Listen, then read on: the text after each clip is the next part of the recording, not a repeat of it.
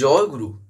আজকের আমরা এই ভিডিওতে যে টপিকটার উপর আলোচনা করতে চলেছি সেটি হলো সামনে যেহেতু নববর্ষ আসছে, এই নববর্ষে আমরা যেসব জিনিস করে থাকি, বিশেষ করে দেখবেন আমরা যে নিউ ইয়ার সেলিব্রেশন যে একটা ব্যাপার থাকে ওটা তো আমরা করে থাকি, যেটা বলতে পারেন আমরা সবাই একত্রিত হয়ে একটা জায়গায় তো মিলিত হলাম, কিছু একটা মাধ্যমে আমরা উদযাপন করলাম বা এরকম একটা কিছু হয়।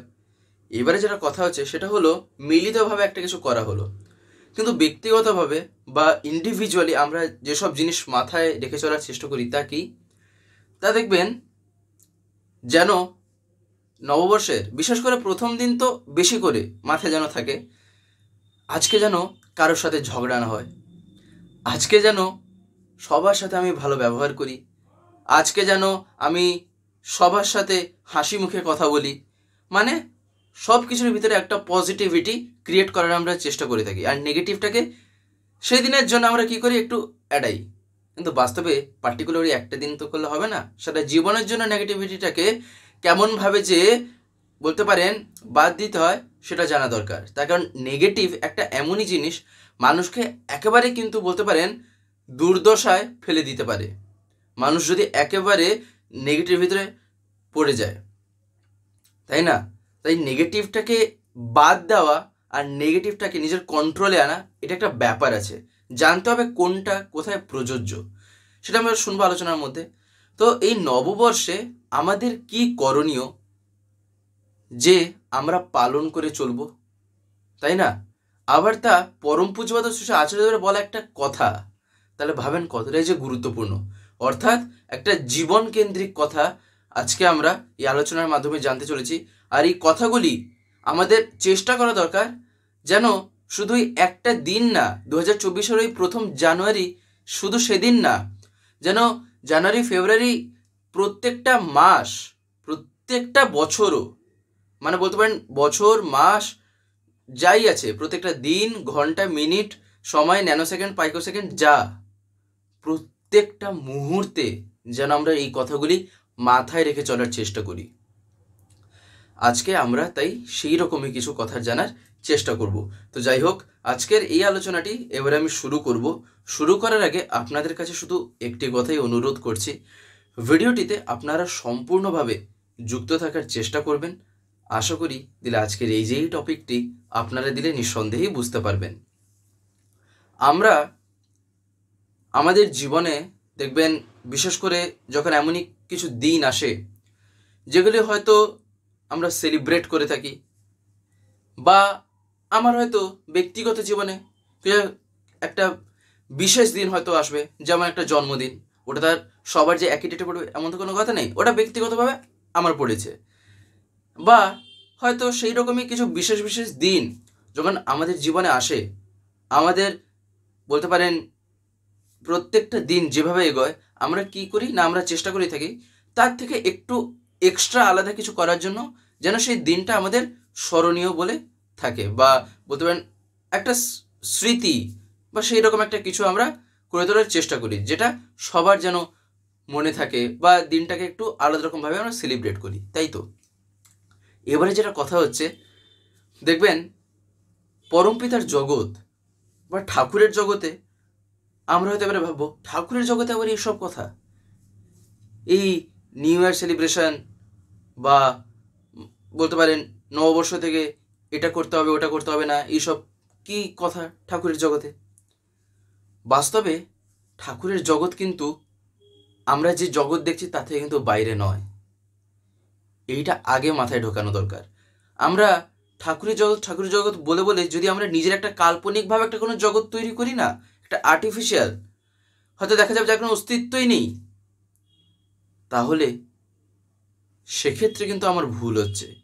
কেন না, ব্যাপারটা ঠিক ওই রকমই কিছুটা হয়ে যাবে যেটা ঠিক সত্যানুসরণ ঠাকুর বলছেন।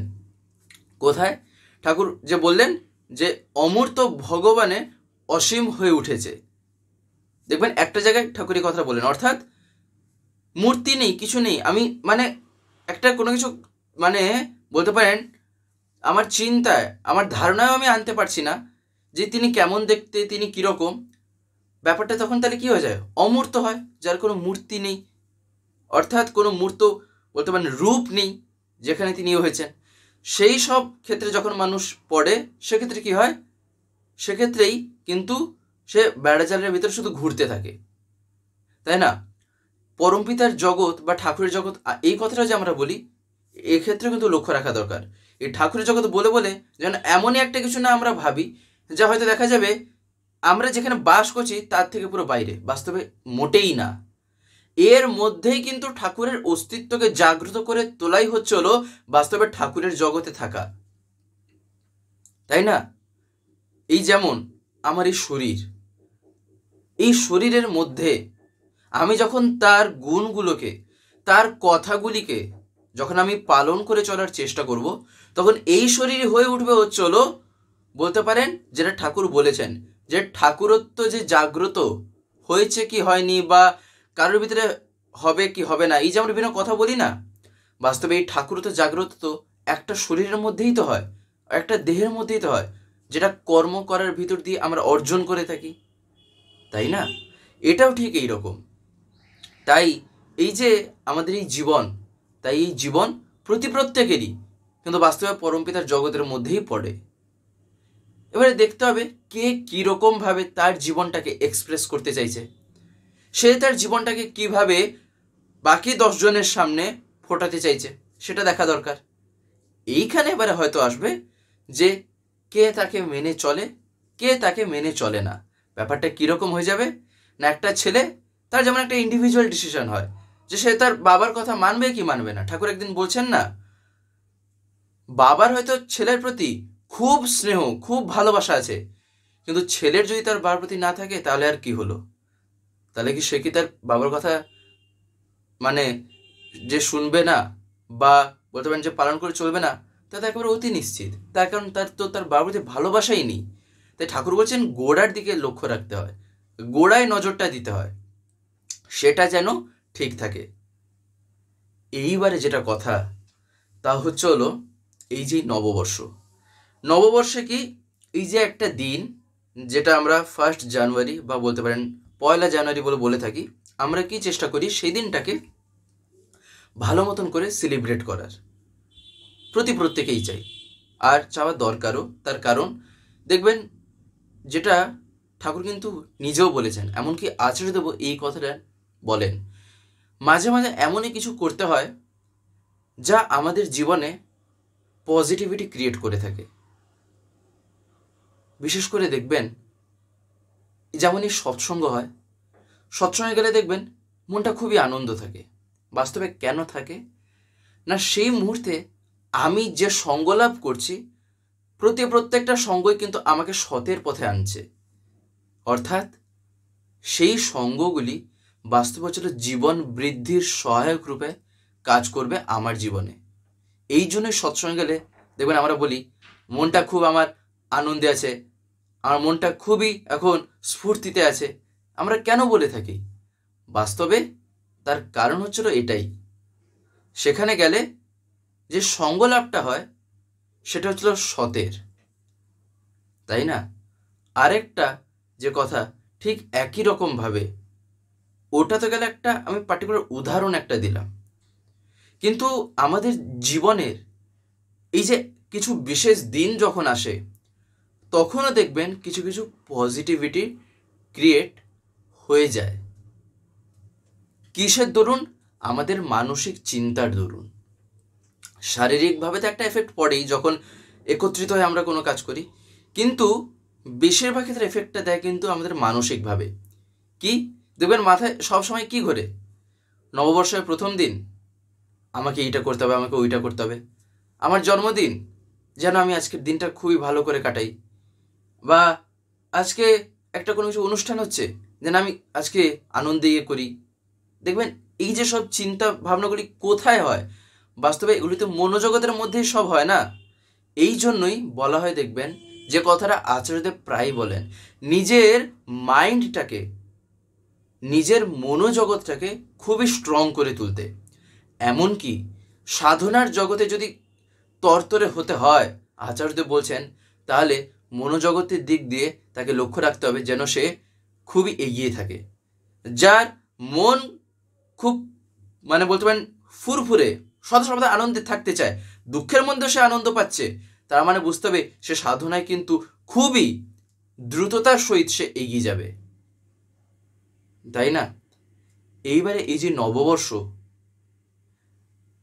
বা এই যে আমরা বলছি নিউ ইয়ার, এই নিউ ইয়ার আমাদের ভাবেন তো যদি ঠাকুরকে কেন্দ্র করে যদি হয়, ব্যাপারটা কি?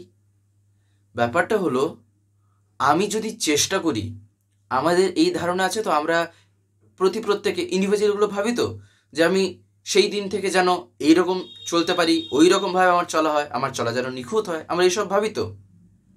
আমরা কি এইটা একবারও ভেবে দেখেছি যে আমার চলা যেন ইষ্টকেন্দ্রিক হয়? যদি এই ভাবনা আসছে আর এই ভাবনার সাথে করায় যদি মিল হয়ে যায়, তাহলে তার জীবনে আর কোনো কিছুই চিন্তা থাকবে না। এ একদম বাস্তব কথা, যেটা শ্রী শ্রী ঠাকুর নিজে বলছেন। ঠাকুর একদিন বলেছিলেন, দেখবেন যদি আমরা ঠাকুরের এই আলোচনাগুলি যদি একটু শুনি বা বলতে পারেন ঠাকুরের যে বিভিন্ন বইপত্র আছে সেগুলো যদি পড়ি, তাহলে দেখবেন ঠাকুরের বহু কথা জানা যায়, যেগুলো ঠাকুর বিভিন্ন সময় বিভিন্ন রকমভাবে বলেছেন। যেমন শ্রী শ্রী ঠাকুর একদিন বলছেন, কারোর জীবন সেটা কতটা সতের পথে আছে বা কতটা ঠিক বা বেঠিক, তা কিন্তু বোঝা যায় তার জীবনে কেন্দ্রে কে আছেন। সে তার জীবনের সেন্টার বলে যাকে মনোনীত করে নিয়ে থাকবে, তার জীবনও কিন্তু সেই রকমভাবেই, সেই রকম গতিতেই কিন্তু এগোবে। তার কারণ আমি যখন জীবনে কাউকে সেন্টার করি না, তখন কি হয়, আমার চলনাটা তাকে অনুসরণ করে। অর্থাৎ আমি চাই তিনি যেটা আমায় বলছেন সেটা করার জন্য, তাকে যাতে আমি আনন্দ দিতে পারি সেটা যেন আমি করতে পারি, তখন ধারণা আমাদের এটা হয়ে যায়। তার কারণ তিনি আমার জীবন কেন্দ্র। তাই ঠাকুর বলছেন, জীবনে তাহলে কেন্দ্র আকারে যে কাকে আমায় মনোনীত করে তুলতে হবে, এই কিন্তু কোনো কম কথা না। তার কারণ যদি ভুলবশত আমি যদি এদিক ওদিক যদি পা ফেলি, বা যদি আমি সেই রকম ঠিকঠাকভাবে যদি মনোনীত না করতে পারি, হয়তো আমি এমনই একজনকে আমার জীবনে কেন্দ্র করে তুললাম যার ভিতরে হয়তো কিছু কিছু অবগুণও আছে, সেক্ষেত্রে কী হবে, সেই গুণগুলো আমার ভিতরেও ফুটে উঠবে। তার কারণ আমি তাকে অনুসরণ করে চলার চেষ্টা করছি, তাই না? তাই এই যে বলতে পারেন ঠাকুরের এই কথাগুলি, এইগুলি কিন্তু আমাদের মাথায় রেখে চলা দরকার। তাই এই যে নববর্ষ বা বছরের প্রথম দিন আমরা যে ভাবি না, আজকে যেন আমি এই রকমভাবে আমার দিনটাকে শুরু করতে পারি, আর যেন আমি সারা বছর ধরে এরকম কাজ করতে পারি, যদি ইচ্ছা থাকে, তাহলে যেন আমরা চেষ্টা করি, আমরা যেন মাথায় রাখি, যেন সেই দিন থেকে যেন এমনই আমার চলনা হয়, যেন সেটা দেখে আমার ইষ্ট যেন খুশি হন, আমার আচার্য যেন খুশি হন। যদি তাকে যদি আমি সত্যিকার যদি প্রেমের মতন প্রেম যাকে বলে যদি আমি করতে চাই, তাহলে এটাই হচ্ছিল তার পথ। বাস্তবে কাউকে আমি ভালোবাসি কিনা, তার সাথে আমার প্রেম আছে কিনা, তার কিন্তু তার মুখের হাসি দেখেই বোঝা যায়। তার কারণ আমার কোনো না কোনো কর্মের মাধ্যমে তিনি আনন্দ পেয়েছেন, সেটা দেখে তিনি খুশি হয়েছেন। তার মানে কি, তার মানে আমার তার প্রতি প্রেমটা আছে বলেই তো আমি সেরকম কাজ করে তাকে আমি আনন্দ দিতে চেয়েছিলাম, তাই তিনি হয়েছেন।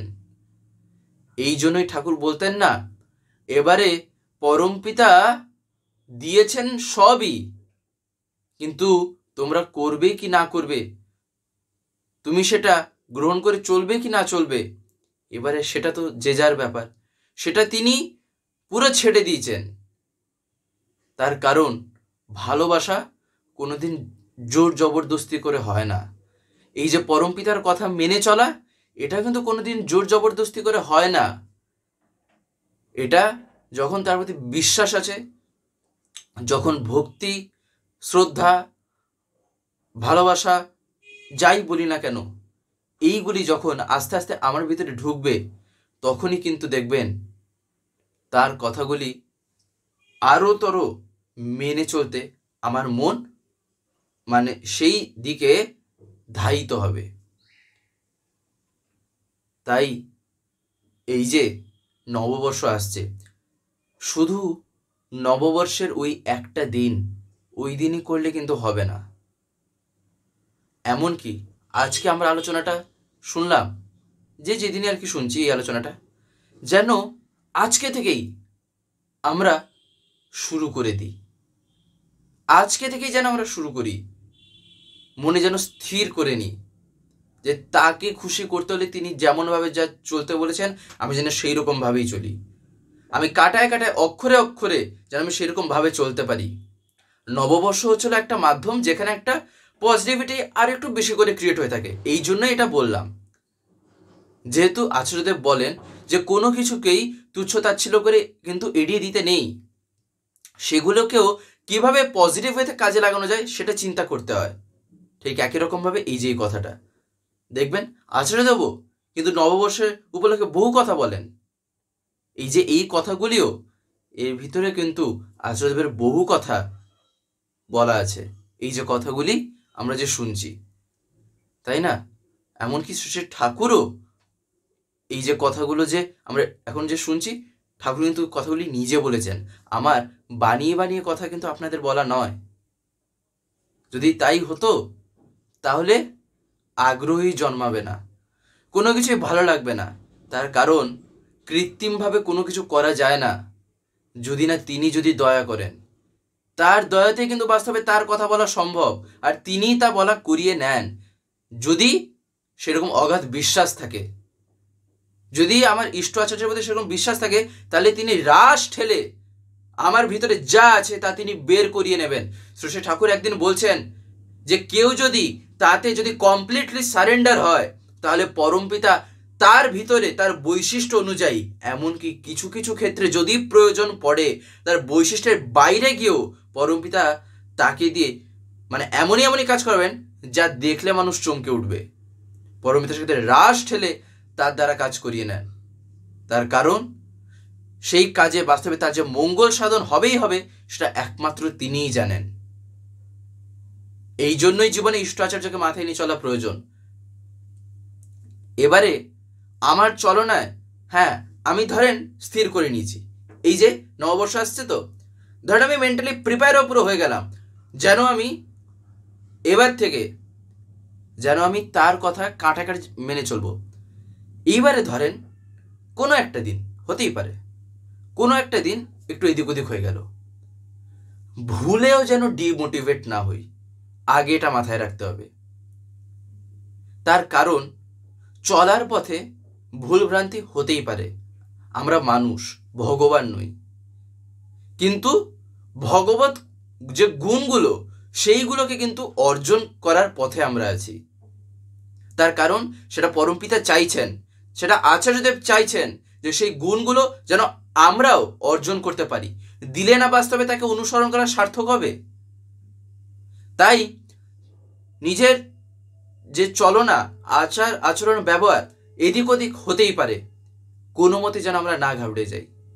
হয়তো দেখা গেল নববর্ষ থেকে শুরু করেছি, হয়তো দেখা যাবে কোনো একটা দিন আমার একটু এদিক ওদিক হয়ে গেল।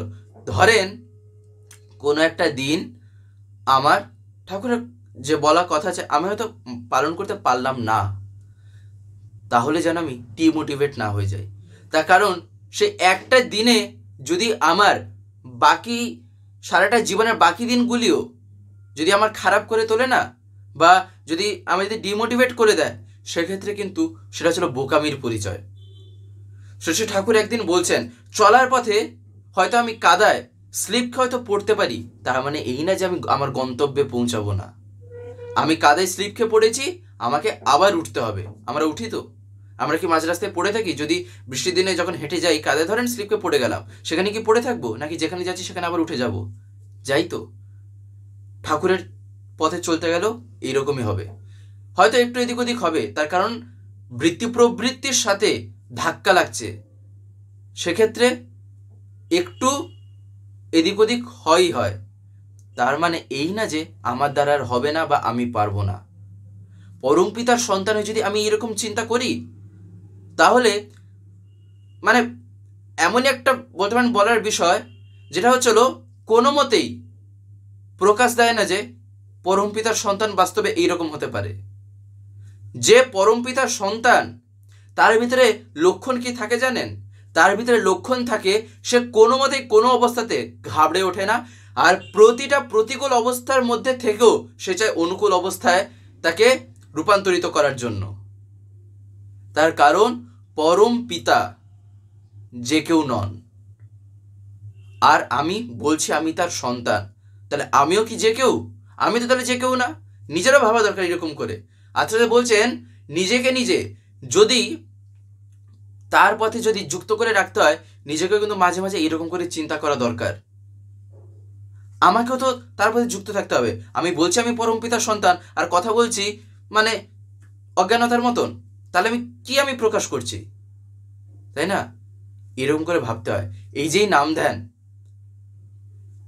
যে কথাটা মাথায় রেখে চলা দরকার, যেটা আপনারা দেখেছেন, যে লেখাটা আর কি পড়ে ভিডিওর মাধ্যমে যে ঢুকেছেন, তা হচ্ছিল আচার্যদেব নাম ধ্যানের প্রতি খুব জোর দিচ্ছেন, বিশালভাবে জোর দিচ্ছেন।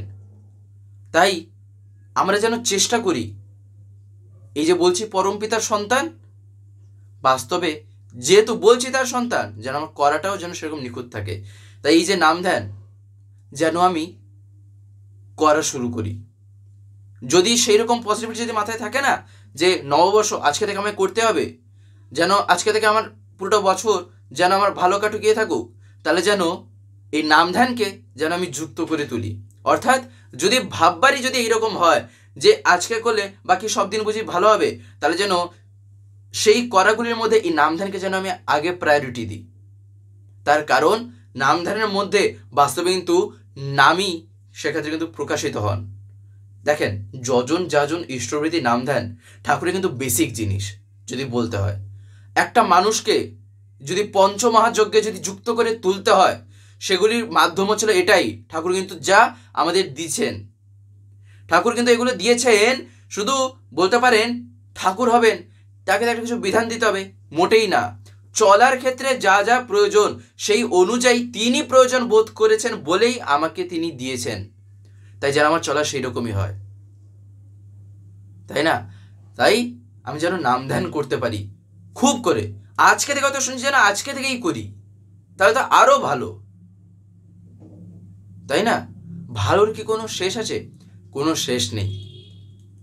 এবারে যেটা কথা তা হচ্ছিল, আমরা হয়তো এই যে বললাম ধরেন এই নামদান করছি, হয়তো আমি নববর্ষের প্রথম দিন থেকে শুরু করে দিলাম, কিন্তু মাঝখানে হয়তো কোনো একটা দিন আমি করতে পারলাম না, যে কোনো কারণে এবারে তা হোক না কেন, হয়তো বাড়ি নেই, হয়তো কোথাও বেড়াতে গেছি, বা হয়তো ঘুম ভাঙেনি, বা যে কারণেই এবারে তা হোক না কেন, যেন আমি সেক্ষেত্রে কি করি না, ডিমোটিভেটেড না হয়ে যাই, যে গেল বুঝি ব্রেক হয়ে গেল, একটা আমি টানা রেগুলার করতাম, মোটেই যেন না করি। হয়তো ভোরবেলা করতে পারিনি, আরেকটা সময় করে নিলাম, যে সময় পারলাম যেন আমি করে নিই। আমি যে আর হতে পারবো না সে কথা কিন্তু কেউ বলতে পারে না। আমার সাথে আছেন পরম পিতা, জীবনে চিন্তা কিসের, এত ভয় পাবো আমি কেন, তাই না? তাই জোর দিয়ে নিজের মাইন্ডটাকে, যেটা আচার্য বলছেন, খুব স্ট্রং রেখে জীবনে কিন্তু এগিয়ে চলতে হয়। ভয় পেয়ে বসে থাকলে কিচ্ছু হবে না। বা কেউ আমাকে হয়তো 10টা কথা শুনিয়ে গেল, হয়তো দেখা যাবে আমার নামদান করা হচ্ছে না, আমার 10জন 10 রকম কথা বলছে যে কি তুমি ঠাকুরের মানুষ হয়েছো, কি তুমি ঠাকুরের ইয়ে হয়েছো। কে কি বললো না বললো মাথা থেকে আগে বের করে দিতে হয়। যদি আমার যদি মাথায় বা আমার যদি চিন্তায় নেগেটিভ যদি কিছু ক্রিয়েট করে, তাহলে সেক্ষেত্রে আগে তাকে মানে ঝাড় দিয়ে সাফ করে দিতে হয়। তারপরে কি করতে হয়, এই কথাটা কিন্তু আমার বলা না, দেখবেন শ্রী ঠাকুর একদিন এই কথাটা বলেছিলেন, আমি সেটাই আপনাদের বলছি। এমনকি আচার্যদেব এই কথাটা বলেছিলেন, তা হচ্ছে হলো আমি যদি তার যদি সন্তান হই, তাহলে যেন আমি কোনো মতে যদি ভীরু না হই, বা কেউ আমাকে এসে তার কথায় যেন আমার না পরিবর্তন হয়, যেন আমি লক্ষ্য রাখি। কেউ আমার হয়তো এরকম ডিমোটিভেট হয়তো করে গেল, আমি যেন বাস্তবে না হই সেরকম, তার কথায় যেন আমি না ভেসে যাই। হ্যাঁ, যদি পজিটিভ কোনো কথা থাকে যেন আমি গ্রহণ করে তার জীবনে যেন চলতে পারি, সেদিকে লক্ষ্য রাখা দরকার। কিন্তু এমন কিছু কথা যা হয়তো আমি চিন্তা করলে আমার হয়তো এফেক্ট করে দিতে পারে, যেন আমি তাকে আগে আমি তাড়িয়ে দিই, সে কথাটাকে যেন আমি কোনো মতে গ্রহণ না করি, তাই না? তাই সদা সর্বদা জীবন বৃদ্ধির পথে এগিয়ে চলতে হয়। চোখটা আছে সামনে। আচার্যদেব একদিন বলছিলেন যে আমাদের চোখ দুটি আছে সামনে, কিন্তু যদি চিন্তা করি পিছনের দিকে তাহলে পিছনেই পড়ে থাকবো, চোখ সামনে থেকেও কোনো লাভ হবে না, তাই না? দেখবেন শ্রী ঠাকুর একদিন একটা জায়গায় কি বলছেন, তুমি বলো না তুমি ভীরু, বলো না তুমি কাপুরুষ, বলো না তুমি দুরাশয়, পিতার দিকে নজর করো, আবেগ ভরে বলো, ওগো আমি তোমার সন্তান, আমার আর জড়তা নেই, আর দুর্বলতা নেই, আমি আর কাপুরুষ নই, আমি আর তোমাকে ভুলে নরকের দিকে আর ছুটে যাব না, আমি আর তোমাকে ভুলে নরকের দিকে ছুটে যাব না, আর তোমার জ্যোতির দিকে পিছন ফিরে অন্ধকার অন্ধকার বলে চিৎকার করব না। তাই এই যে এই কথাগুলি, এইগুলি কিন্তু যেন আমরা ইন্ডিভিজুয়ালি, আমরা এক একজন যেন প্রত্যেকে চেষ্টা করে থাকি, যেন আমি এই যে কথাগুলো আজকে শুনলাম যেন আমি পালন করে চলতে পারি। আর এই যে কথাগুলি যতটা পারা যায় পুরো স্প্রেড করিয়ে দিতে হয় ঠাকুরের এই কথাগুলি, যাতে প্রত্যেকের মনে উৎসাহ জাগে। মোবাইলের যুগ, দরকার ধরলাম ভিডিওটাকে হোয়াটসঅ্যাপ করে দিলাম কারোর কাছে শেয়ার করে দিলাম, ধরেন এরকম করলাম, দিলে কি হলো, প্রত্যেকে আলোচনাগুলি জানতে পারবে। কারোর সাথে আমার দেখা হলো, তাকে আমি ঠাকুরের কথা বললাম, আজকে আমি যা যা শুনলাম, এরকম করতে হয়। তাই যতটা পারবেন এই কথাগুলিকে, এবার তাই যেভাবে হোক, ডিজিটাল যুগে ডিজিটালি হোক বা ফিজিক্যালি হোক, যতটা পারবেন যেমনভাবে পারবেন পুরো স্প্রেড করে দিতে যেন আমরা চেষ্টা করি। তো যাই হোক, আজকের এই ভিডিওটা এবার আমি এখানেই শেষ করব। শেষ করার আগে আপনাদের কাছে একটি কথাই বলবো, যদি আজকের এই ভিডিওটি আপনাদের ভালো লেগে থাকে তাহলে একটি লাইক করে দেবেন, সবার ভিতরে শেয়ার করে দেবেন, কেমন লাগলো নিচে একটি কমেন্টে লিখে জানাবেন।